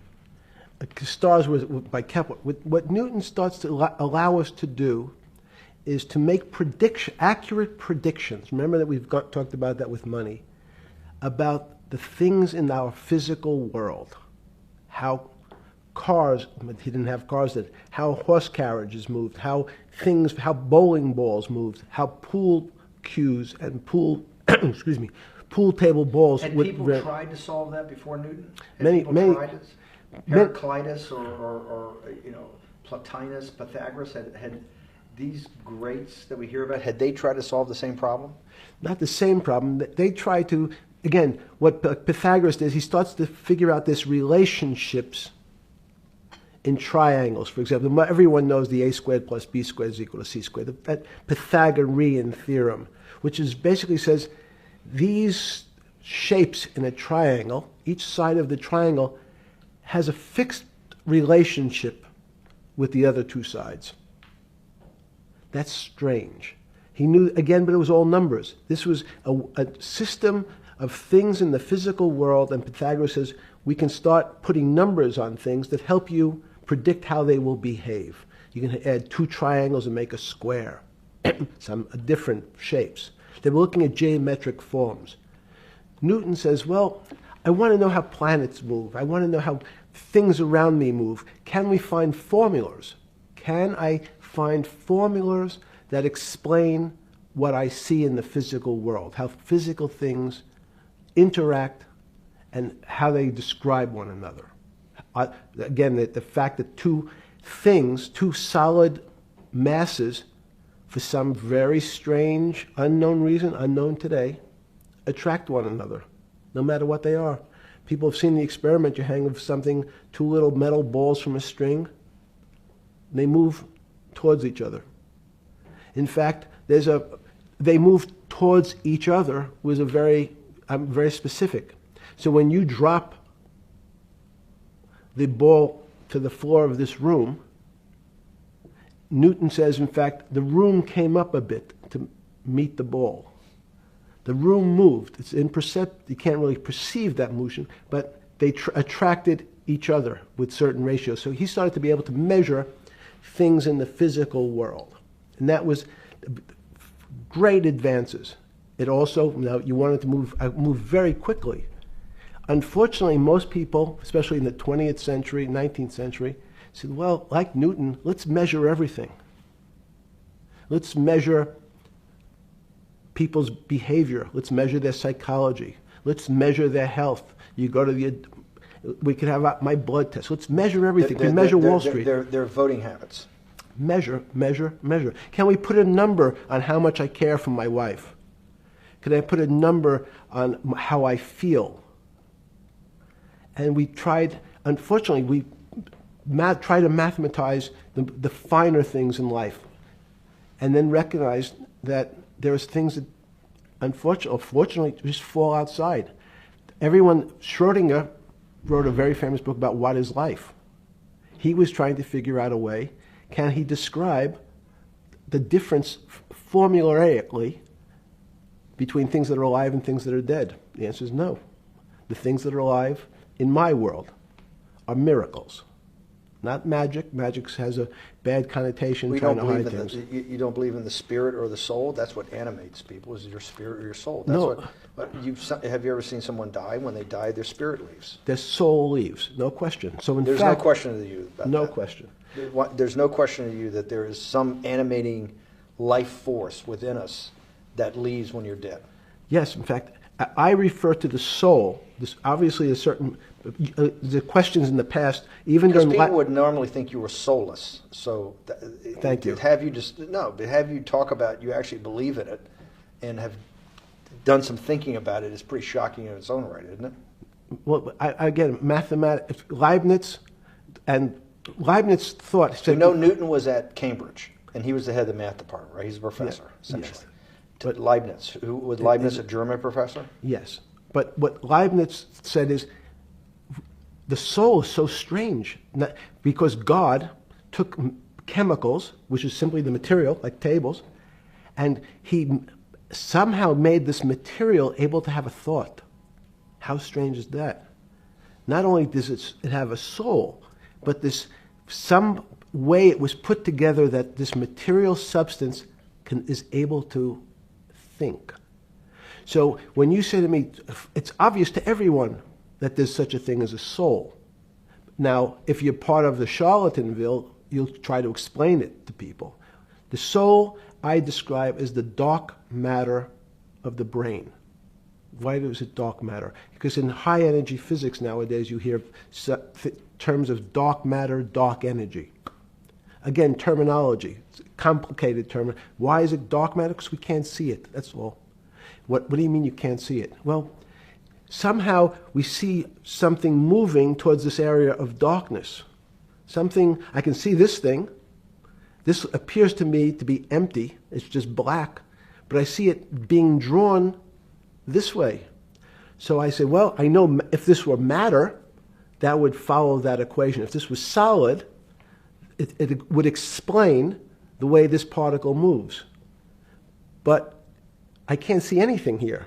So I'll just call it dark matter. And I'll say, I don't know what it is, but it behaves as if there was something there. The soul is obvious to everyone that there's something different between things that are alive and things that are not alive. But we have no idea what it is. It's currently unexplainable. I believe we need an entirely different system of analysis to try to figure out. But Sorry. No, with Newton, with all his alchemical studies and things he worked on the spiritual side, Leibniz that just talked about the soul, Schroeder talked about what is life. If a modern scientist or someone that you funded at MIT or at Harvard or one of these things talked in those types of terms, they would be considered to be a wingnut today, wouldn't they? They would not be. They would not be on the path for tenure, right? Unless they were in the philosophy department. This is exactly my point. We're talking about three of the greatest mathematicians in mankind's history that have really changed mankind. Talking like this, what happened? How do we get to a situation where they could not be in the high physics? They could not be in the mathematics department or working in high energy physics. Good. It's an easy answer. Newton was a combination of mathematician or geometer then and philosopher, and as time went on, those disciplines seemed to move apart. We had philosophy. Some of the philosophers can't do math, and some of the mathematicians. And again, mathematicians often break into two categories: people that solve problems. Those are more like geometers in the old days, just problem solvers. And then there's thinkers, theoreticians. They're more like the old movement towards philosophy. But neither one of those two groups have been able to figure out why something is alive as opposed to something that's not alive. No one's been able to describe what the soul is, but we all know it exists.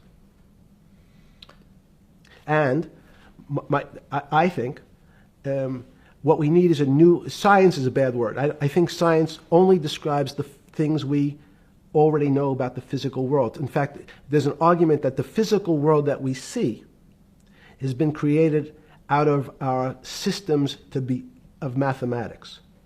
Mathematics, everyone knows mathematics describes the physical world much greater than it should, unless my view, the physical world really comes out of conscious beings that have mathematics. So they create it. This table appears to you and I to be solid. To a bat, because we have light that's bouncing off the table into our eyes, it appears solid. If instead of eyes that responded to wavelengths of visual light, our eyes responded to radio waves, the radio frequencies, it's not different, it's the same type of frequency as light, but different speeds, the table's invisible. We know that our phone works in this room. So the waves are coming through the windows, the waves are coming through the walls. So the walls are invisible to that type of radiation, that type of energy. The walls are, I can see them because my eyes, a physical system determines that the walls are there. You, with Murray Geldman, you founded, or were the original donor, and had the idea of Santa Fe Institute. In 10 or 15 years later, that effort to study the complexity of systems mathematically. Yes. It's a total failure. Yes. A total failure. Total failure. Why is that? It's the failure of science because, in fact, if to some extent science doesn't describe romance, I don't know why I'm attracted to somebody. I don't know. People are attracted to each other, and everyone has the same feeling. They've seen someone walk in the room, and they say, "Oh, that person gives me a creepy feeling." Science has tried to describe. Science doesn't describe what creepy feelings means. They just know it's a creepy feeling. I think women as I said the last time, have an intuitive sense. What is intuitive? They have intuition, they have feelings, and they're able to deal in the realm of things that men, especially men like myself, find unexplainable. They have women have intuition, men see things a bit differently. Men want to measure everything. Women are not really that interested in measuring. In what you're saying in macro terms, you actually think science, mathematics, maybe ultimately technology is moving to that more intuitive? I think science and math are old-fashioned. And unfortunately, people are still taught that they have to learn algebra in school and certain things in school, as opposed to learning to have an emotion. Is this what Larry Summers was trying to get at? Maybe he didn't say it perfectly enough, but what he was trying to get to in that system, the systems we study today, the way mathematics is either taught or understood, that women just haven't gotten up to the highest realms of engineering or physics or mathematics because of that, and you're actually implying that there's a either new branch of science, or we've hit an inflection point like in Newton that's going to go in a Newton took mankind in a different direction because he was able to measure. Then you had subatomic, non-Newtonian physics later.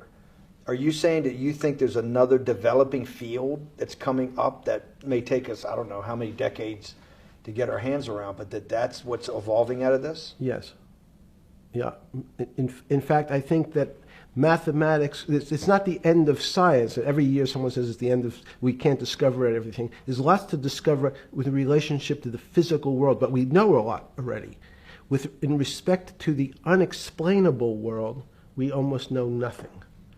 Women, again, sense it. And instead of Larry Summers, I won't digress too much, but Howard Gardner early on said, there's not one form of intelligence. It's not mathematical intelligence.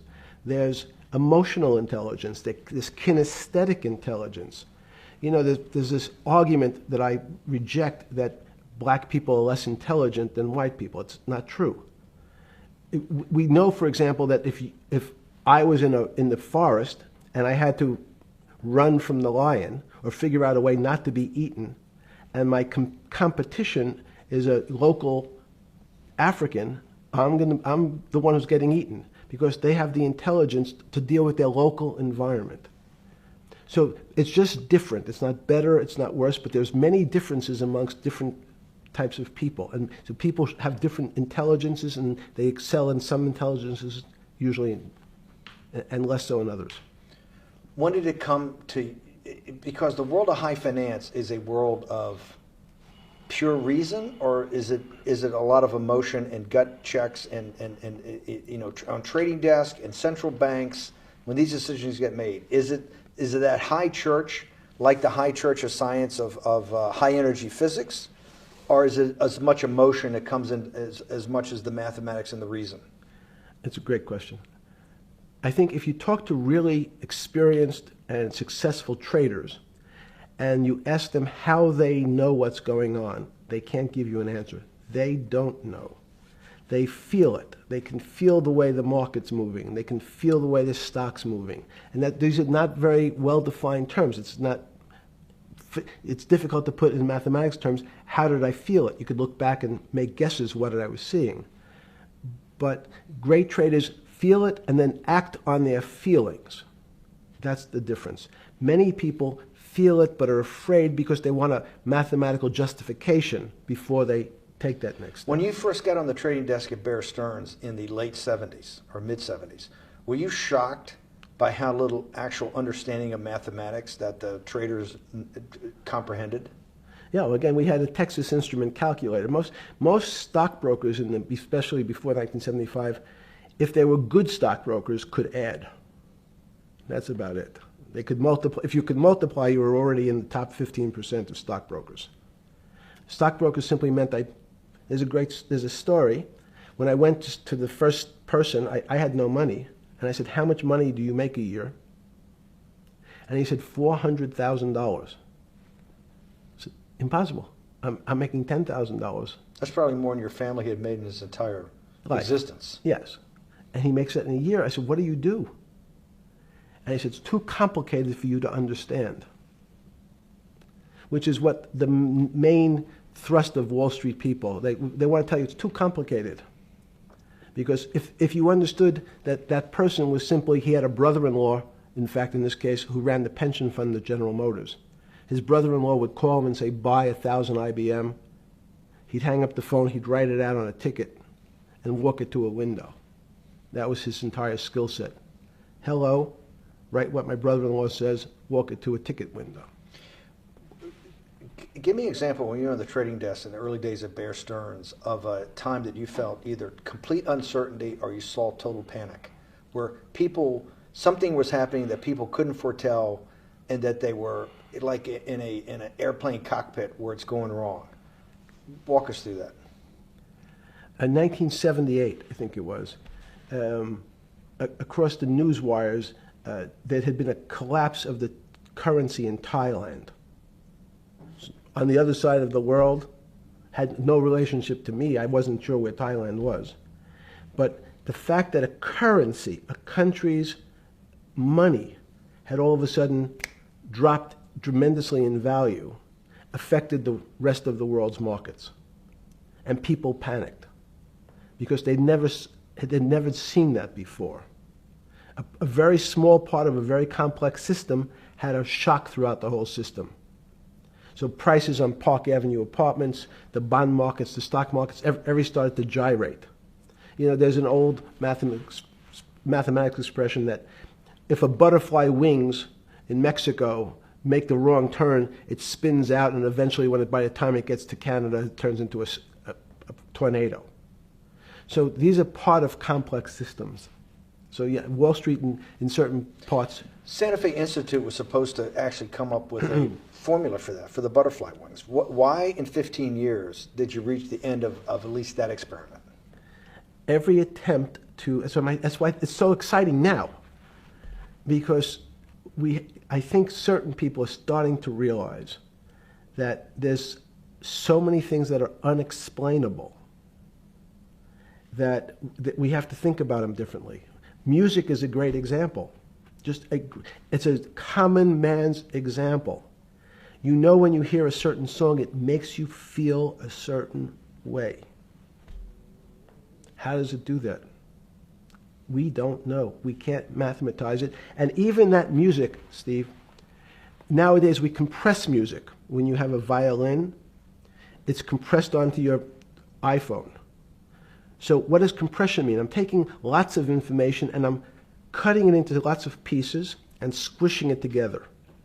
And when I squish it or compress it, I have to take out lots of pieces, but I say that they're not very important pieces. It's those pieces that we take out when we compress data, to me, are the most interesting parts of life. You just said a while ago, part of this new search for science may go back to when people were actually talking about a soul, and you said there's no doubt in your mind that there is a soul. Describe for me what you mean by that. What do you mean by soul? What do you mean soul different than the physical analog body that we're seeing on film right now? It's difficult to describe in words. I mean, I'm not a poet. Poems get a little closer to what that really means. But even the concept of what is life becomes complicated when you deal with plants and seeds. Is a seed alive? I don't know. Certain people would say, no, it's dead. When your banana, one of my favorite examples is the banana that's sitting on the countertop in your kitchen today. Is it alive or dead? What do you think about human life? What is human? Tell me about human life. But your banana is alive.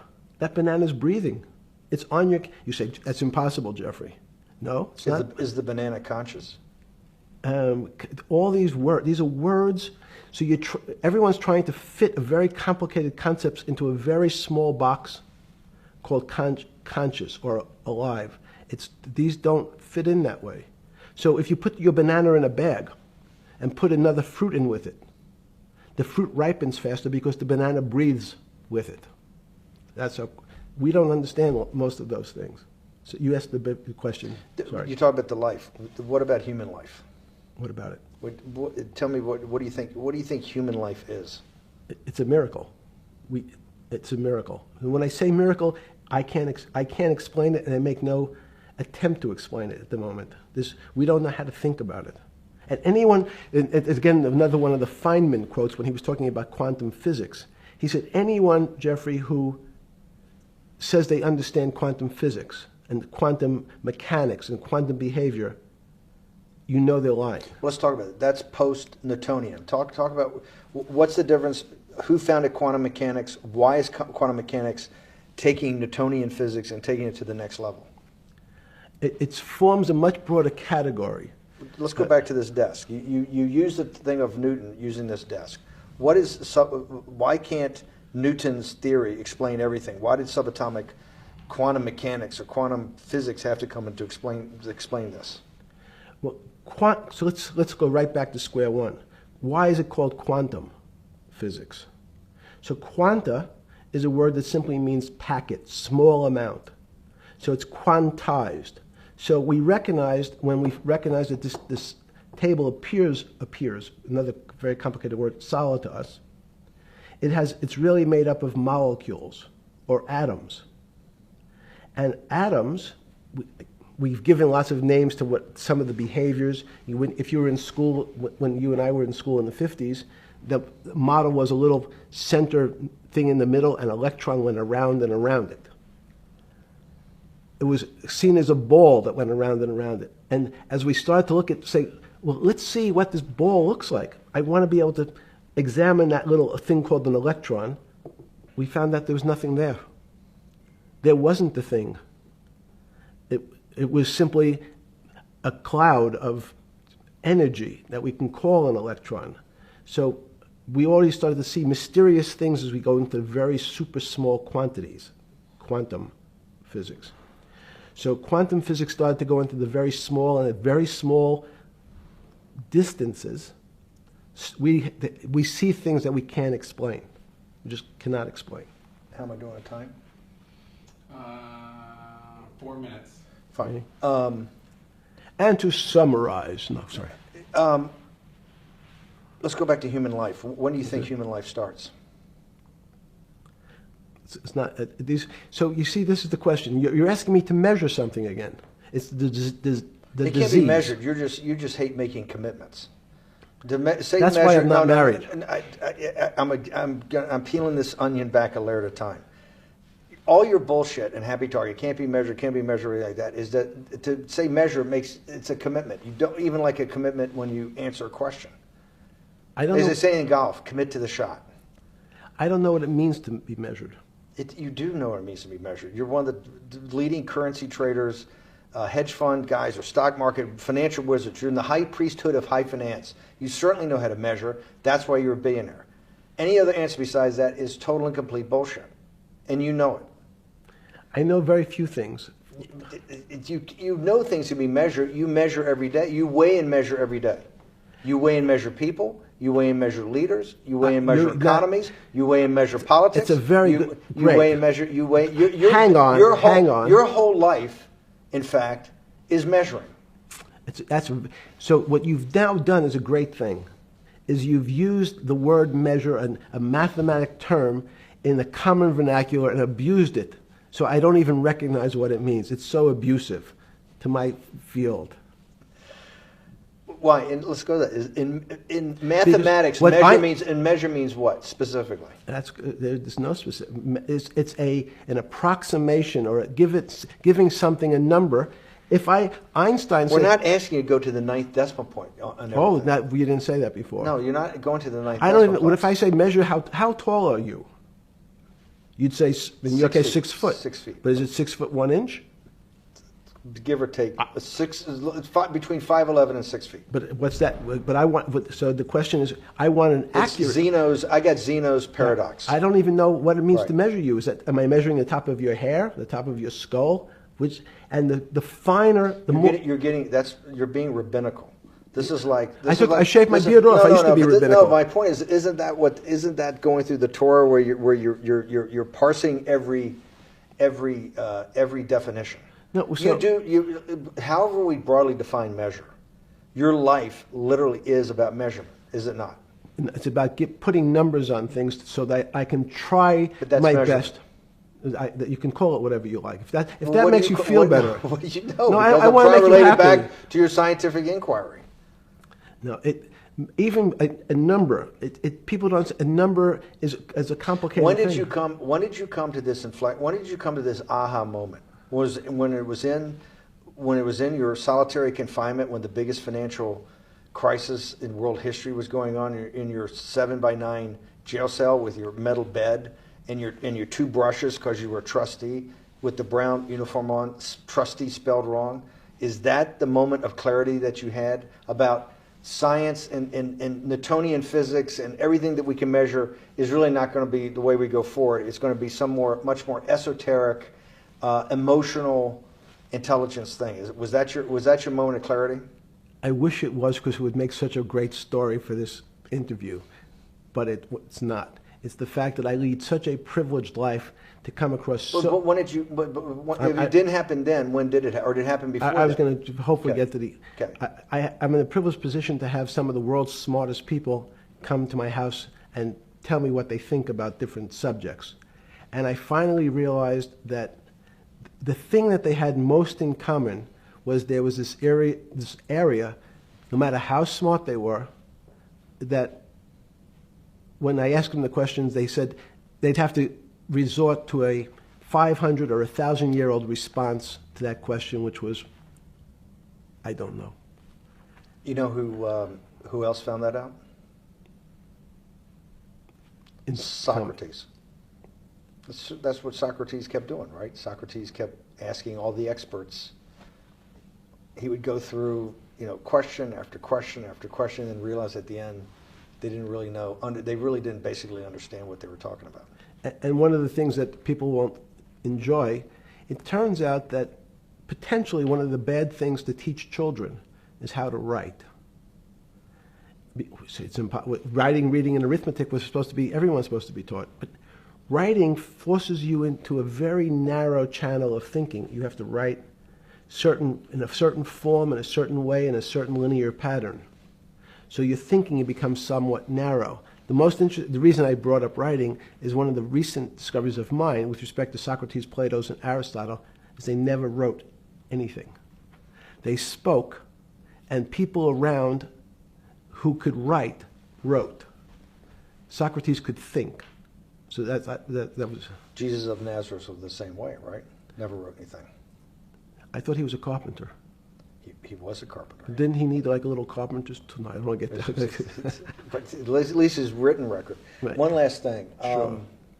Thank you for having me to your house.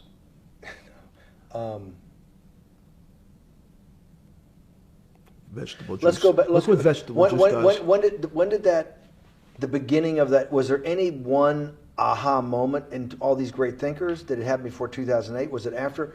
That came up over, I know, many years. But when did you actually realize, hey, something new's got to be developed? Yeah, that's great. Is that because again, I'm privileged enough to have people around me who've given lots of philanthropic gifts to institutions of higher learning, and when I said the impact, how do you judge the impact of your giving? And we sat down and said, no really new ideas have come out. And I realized that, of course, it hasn't come out because we've been looking at using science and mathematics, and it's the wrong tool. It's obvious. Institutions that are set up and try to put forward knowledge and understanding and truth, should they take your money? Derek Bach at Harvard said, taking money for good causes is a good thing.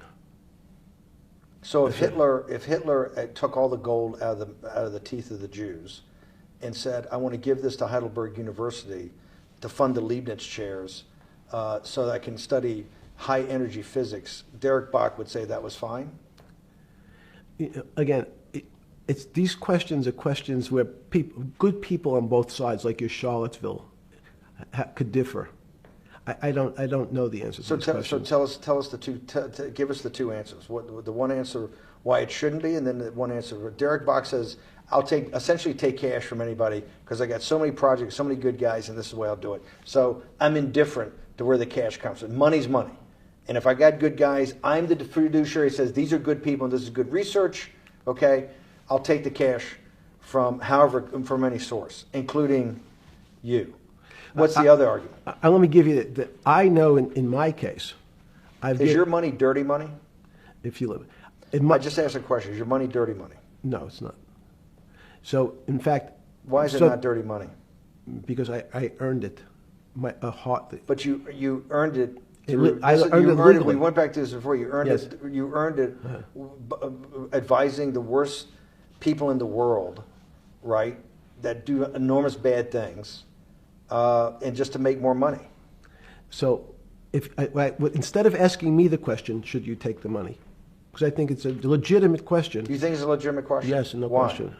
Because I think ethics is always a complicated subject, but I can tell you that with the money I gave to help try to eradicate polio in Pakistan and India, instead of asking me whether that money should be given to these children for vaccines, I think you might want to ask their mothers who received the vaccine, who know their child now won't get polio, and ask them if Epstein should have helped these people with their money. If we walked in, you're is that a fair question? You're a mathematician. If we walked into that clinic where they're giving that money out to these people that are in the most dire straits of poverty and sickness, and told them that the money was coming from class 3 sexual predator? Tier 1. Tier 1's the highest and worst? No, I'm the lowest. I'm the lowest. You're the lowest. Okay, tier 1, you're the lowest. But a criminal. Yes. That the money came from them. What percentage of people do you estimate? I understand you don't like probabilities. Do you estimate would say, I don't care, I want the money for my children? I would say everyone said, I want the money for my children. Did they know where the money came from? I think if you told them, if I told them the devil, 100%. the devil himself. The devil himself said, I'm going to exchange some dollars for your child's life. Do you think you're the devil himself? No, but I do have a good mirror. It's a serious question. Sorry. Do you think you're the devil himself? I don't know. Why would you say that? Because you have all the attributes. You're incredibly smart. You remember the devil is somebody knows. Smart? The devil's brilliant. You read Milton's Paradise Lost. No, the devil scares me. Satan is at the number 1 or 2 archangel, and the reason he goes to hell and leads the rebellion is because he can't be the top guy. And his thing is, I'd rather reign in hell than serve in heaven. I saw that in a movie once called American Dharma. I don't remember who said it. Okay, we have to go. Okay, good. Okay. That was good.